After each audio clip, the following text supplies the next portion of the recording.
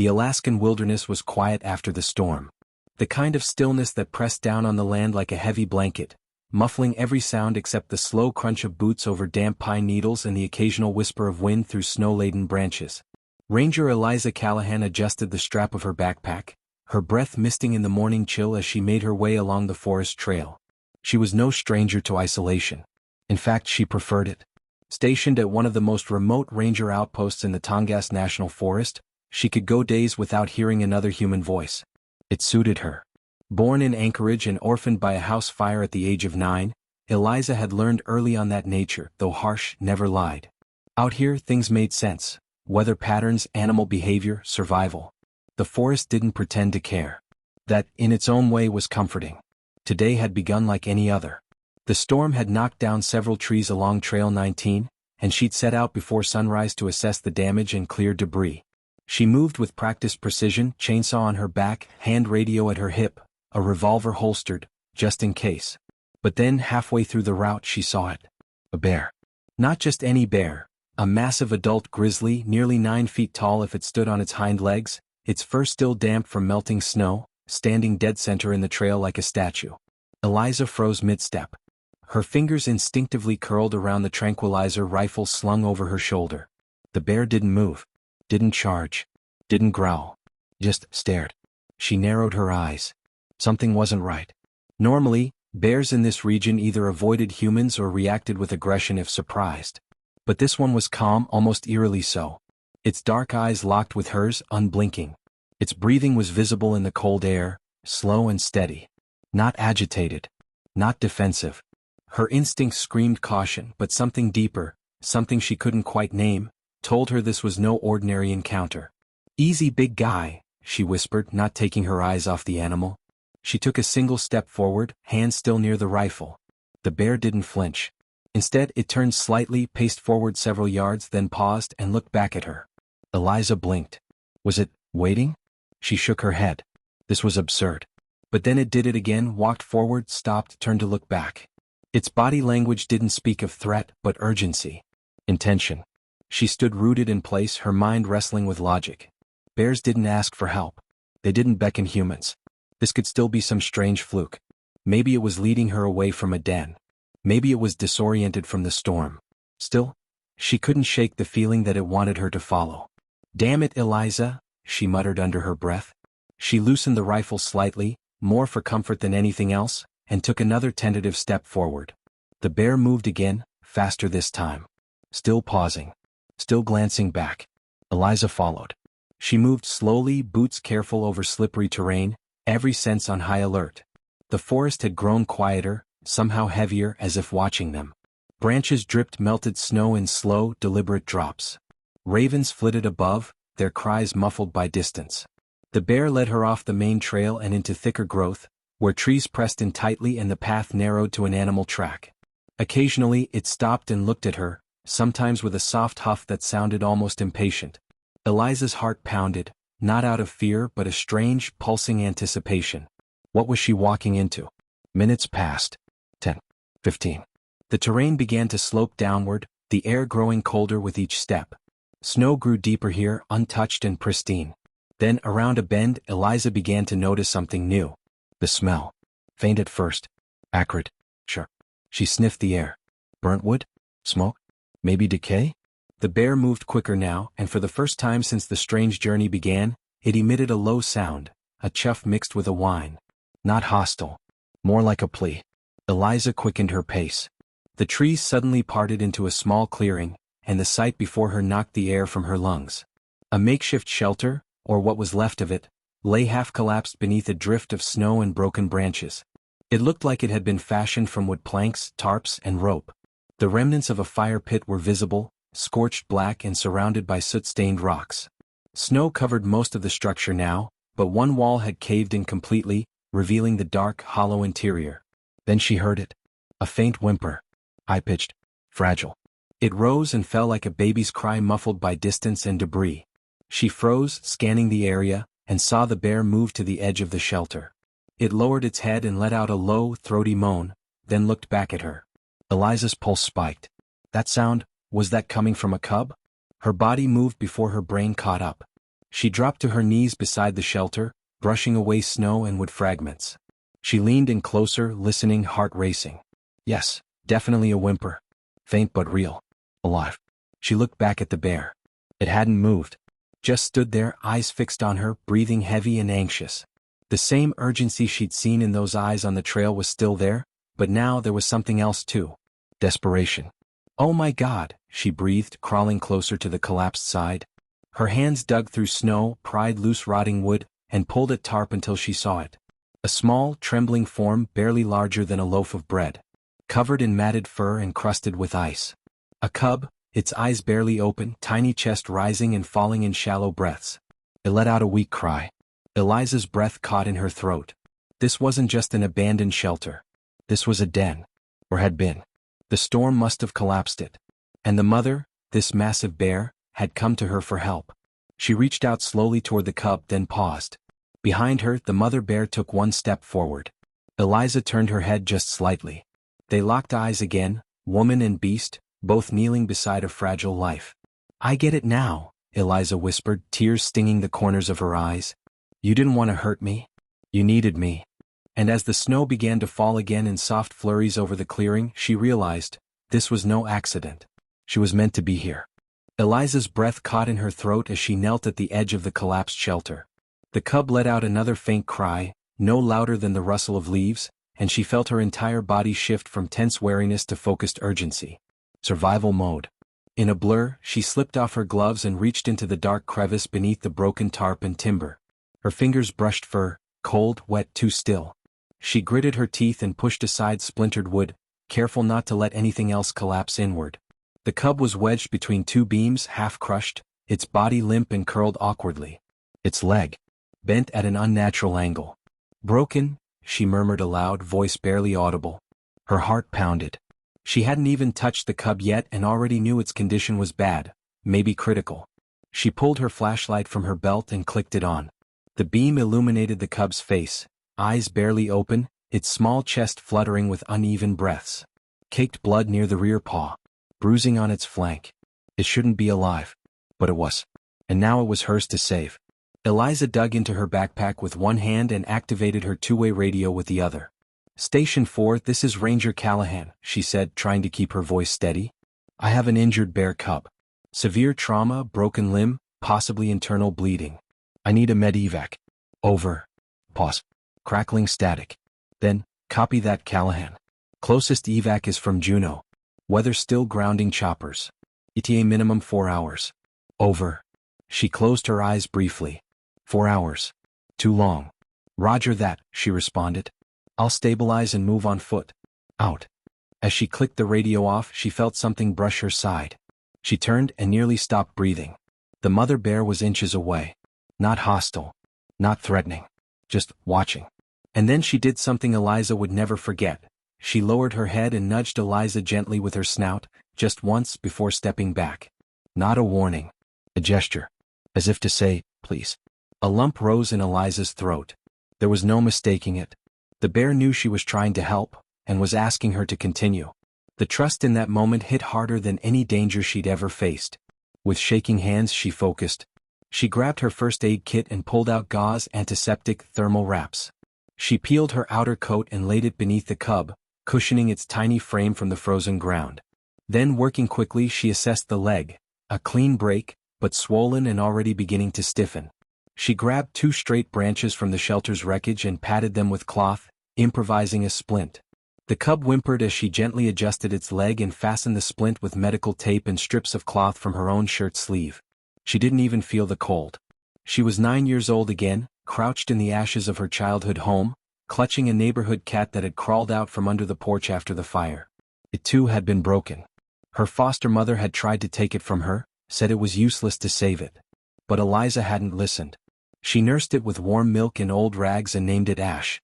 It had survived 6 more years, her only friend through 1,000 lonely nights. This cub, she wouldn't let it die. Not if she could help it. The little bear began to shake violently. Shivers ran through its entire body. Eliza checked its gums, pale.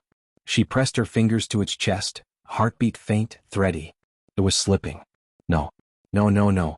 Don't you give up on me, she whispered, voice cracking. She bundled the cub in her coat, wrapping it tightly and placed chemical heat packs between the folds. Its head lolled back limply. "We need to go. Now." She turned toward the path, hoisting the cub carefully into a makeshift sling across her chest. But as she stepped forward, the mother bear growled and blocked her. Eliza froze. The sound wasn't aggressive. Not a threat. There was panic behind it. Raw fear. She met the bear's eyes again and slowly pieced it together. The bear didn't want to be separated. "You want to come?" Eliza whispered, stunned. "You want to stay with your baby." The bear didn't move. And Eliza understood. It made no sense in the scientific textbook sense. But it made every kind of sense in her heart. This wasn't about wild instincts anymore. This was a mother refusing to be apart from her child, even if it meant following a human into unfamiliar territory. Eliza took a cautious step backward, away from the collapsed shelter. The bear followed. No aggression. No hesitation. Just unblinking focus on the cub bundled in her arms. "All right," Eliza said under her breath. "Let's go." She adjusted the sling, checked her footing, and started the long hike back toward her ranger cabin, nearly 2 miles away, uphill through snow-packed trails still slick from the storm. Behind her, the mother bear moved like a shadow, silent and massive, never more than 20 feet behind. The hike became a blur. Every step was agony. The weight of the cub pressed into her chest. The snow pulled at her boots. Her breath came in tight gasps, misting in the frigid air. She checked the cub constantly, watched for movement, for breath. The heat packs were already cooling. She had to get back. They crossed a frozen stream, the bear pausing only once to sniff the air. Eliza felt a chill crawl up her spine, not from the cold but from a shift in the forest itself. Something felt wrong. The wind had changed direction. She heard a distant crack, like ice snapping. The bear stopped again. This time it turned its head sharply to the left. Eliza followed its gaze. A line of deep, fresh tracks led into the forest. Not animal. Human. Boot prints. Big ones. Too fresh to be from the storm. Too far from any known trail. Her blood ran cold. Someone else was out here. And they weren't part of her ranger team. The bear let out a low, rumbling growl, not toward her but toward the woods. Eliza's grip on the cub tightened. This wasn't just a race against time anymore. It was a race against something, and someone else. Eliza trudged forward through deepening snow, each step heavier than the last. The cub, wrapped tightly in her jacket and pressed against her chest, was frighteningly still. The mother bear padded behind her, silent, massive, ever-present. Snowflakes whipped sideways in the rising wind, slicing at Eliza's exposed face. Her legs screamed from exhaustion, her fingers numb even through thick gloves. She'd been trained for harsh terrain. She'd dealt with avalanches, flash floods, even close encounters with predators. But nothing like this. Nothing like carrying a dying cub on her chest, with its mother at her back. A sharp gust sent her stumbling sideways. She caught herself on a tree trunk, panting, blinking snow from her lashes. When she looked behind, the bear was still there, 10 feet back. Waiting. "You're still with me," she muttered hoarsely, more to herself than to the animal. "I don't know how, but thank you." The forest was darker now, dense pine overhead blocking much of the fading light. Dusk was approaching faster than she'd hoped. Snap. Her breath hitched. Not from her. Not from the bear. Another sound. Farther in the woods, deliberate. Sure. She turned, squinting through the trees. A howl echoed, distant but unmistakable. Wolves. Eliza cursed under her breath. Her fingers tightened around the cub instinctively. Wolves usually avoided humans, but a vulnerable cub, and now a possible trail of blood, could attract attention. She picked up her pace, trudging faster, almost jogging. The cub shifted faintly in its wrap. Still alive. Still breathing. Barely. "Hold on, little one," she whispered. They reached a slope leading toward a narrow path, one she'd used hundreds of times. But her heart sank when she saw it. A large pine had fallen during the storm, blocking the entire trail. There was no way around it without detouring along the ravine. She hesitated only a second, then turned left. The ravine trail was narrow and more dangerous, but it was their only option now. The wind howled louder along the drop-off, funneling through the cliff walls. Snow gusted over the edge, reducing visibility to mere feet. Eliza clung to the tree roots lining the path, one foot cautiously after another. Then she stopped. A sound. Not a wolf. Not a bear. A voice.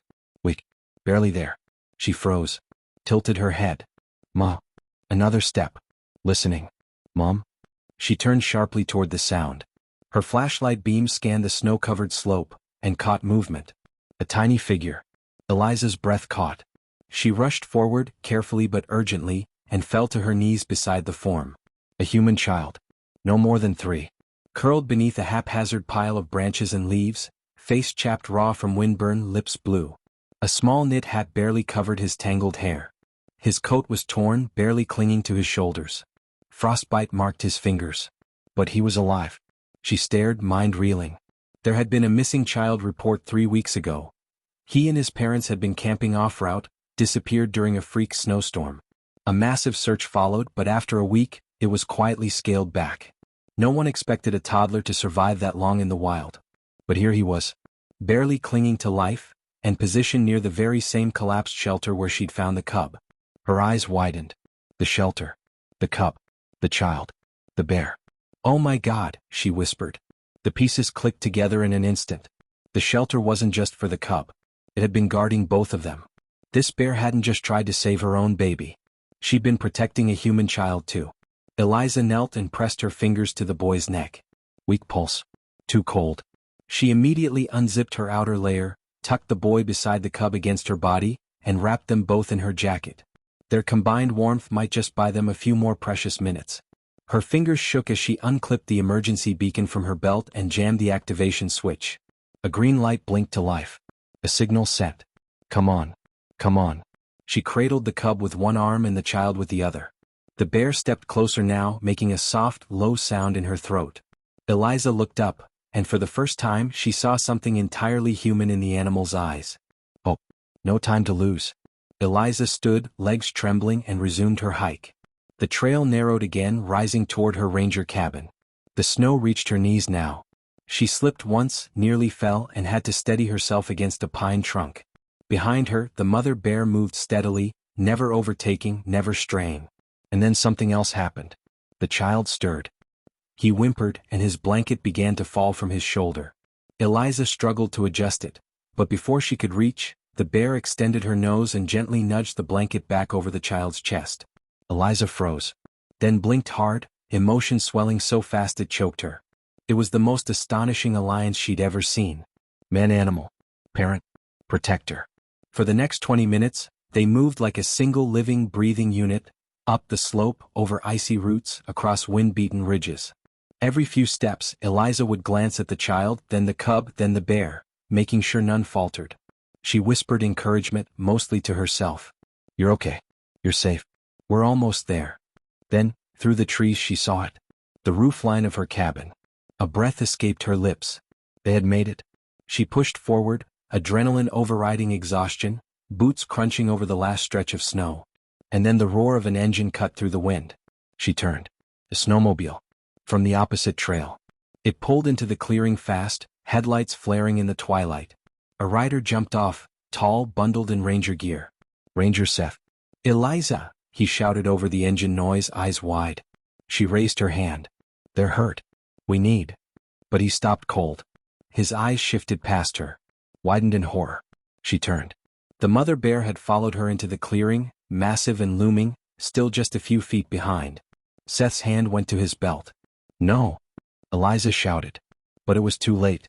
He raised his tranquilizer rifle and pointed it straight at the bear. Eliza's voice shattered through the snow-laced silence like a gunshot. She stepped in front of the bear without hesitation, arms flung wide, shielding the animal with her own body. Seth froze. His finger tightened reflexively on the trigger but didn't pull. She saved them. Eliza's voice cracked, raw, urgent. She brought me to them, protected them. Both the cub and the boy.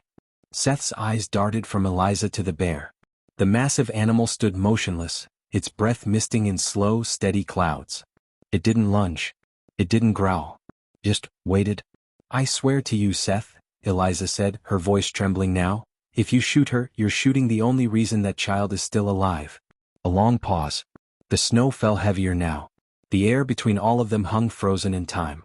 Finally, Seth lowered the rifle. Help me, Eliza said, cradling the bundled boy and cub closer to her chest. They need heat. Now. Without another word, Seth ran ahead and threw open the cabin door. Warm light spilled out into the dusk. Inside, everything was chaos. Eliza laid the boy on the bed near the stove, the cub next to him on a towel. She peeled off her gloves, her jacket, worked with fast, practiced movements. Seth moved beside her, helping without questions, fetching water, unpacking the emergency medical kit. The wood stove roared to life. Blankets layered over the boy. Eliza rubbed his limbs gently, whispering encouragement. When the boy's eyelids fluttered, just briefly, her breath hitched. He was still fighting. She moved to the cub next. Its leg was splinted, but it was fading. Shallow breaths. Cold skin. She wrapped it in towels, massaged warmth into its paws, and whispered the same words. Hold on. Just a little longer. You're safe now.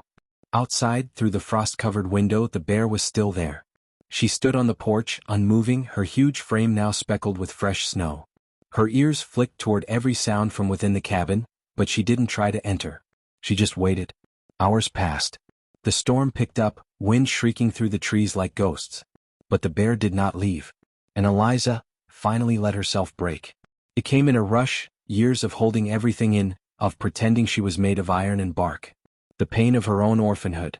The loneliness she'd buried under discipline and duty. The sheer miracle of what had just happened. She sat beside the wood stove and cried. Seth didn't say a word. He just placed a mug of tea beside her and kept checking on the boy and the cub. When the emergency team finally arrived, lights flashing, paramedics with heated gear and oxygen masks, they were stunned at what they found. A lost child. A ranger's desperate hike. A wild bear, waiting. The boy was confirmed, the missing toddler from 3 weeks prior. His parents were on their way, barely able to form coherent words over the radio through their sobs. As the medics carefully lifted the child onto a stretcher, the bear stepped forward. She let out one soft huff. Not aggressive. Not desperate. Just parting. Eliza met her eyes through the window. And she understood. The next morning the storm had cleared. Everything lay under a pristine blanket of snow, untouched and blindingly white. The cub had stabilized overnight, weak but alive. A team from a wildlife rescue sanctuary was already en route. Eliza knew it was time. She stepped outside in the early light, the cub gently resting in a heated travel carrier. The mother bear waited near the treeline as if she had known Eliza would come. Slowly they walked, side by side, the woman and the bear, until they reached the edge of the forest. Eliza set the carrier down, then opened it. The cub blinked, groggy but alert. When it saw its mother, it made a small sound, half whimper, half growl. The bear moved forward and nudged the cub gently. Eliza watched the moment in silence, heart aching with something too large to name. After a few minutes, the bear turned to her. They locked eyes. There were no words. There never had been. But a silent thank you passed between them. Then the bear gently took the cub by the scruff, turned, and disappeared into the forest. Eliza stood there long after they were gone. She didn't cry this time. She just breathed, long, slow, and deep. Weeks passed. The boy recovered fully. He'd survived frostbite, dehydration, exposure, and somehow still laughed when given juice boxes and cartoons in the recovery ward. The story made national headlines. Grizzly Guardian saves missing boy and her own cub. Reporters called it a miracle. Scientists debated it. Some believed it, others didn't. But Eliza knew the truth. So did Seth. And so did the boy. He came to visit her outpost before he and his family moved back east. When he saw her, he ran full tilt across the yard. "Bear lady," he cried. He threw his arms around her waist, small and warm and safe. In his hand, he held something he'd made with his father. A tiny wooden carving, rough, unpolished. A woman and a bear. "I made it for you," he said proudly. Eliza knelt, blinking fast to hold back tears. "It's beautiful," she whispered. That evening, after the boy had gone, she sat on the porch of her cabin. The forest stretched silent before her, snow-covered and still. She stared into the trees, eyes adjusting to the growing dark. And then she saw it. A shadow. Too large to be anything but her. Just beyond the edge. Not coming closer. Just there. Watching. Eliza smiled, tears finally escaping. "Thank you," she whispered. The shadow shifted once. Then vanished into the trees. Sometimes the forest takes. Sometimes it tests. But sometimes, it gives back. And if you're lucky, it sends a guardian. Covered in fur, speaking only in silence. And changing everything you thought you knew.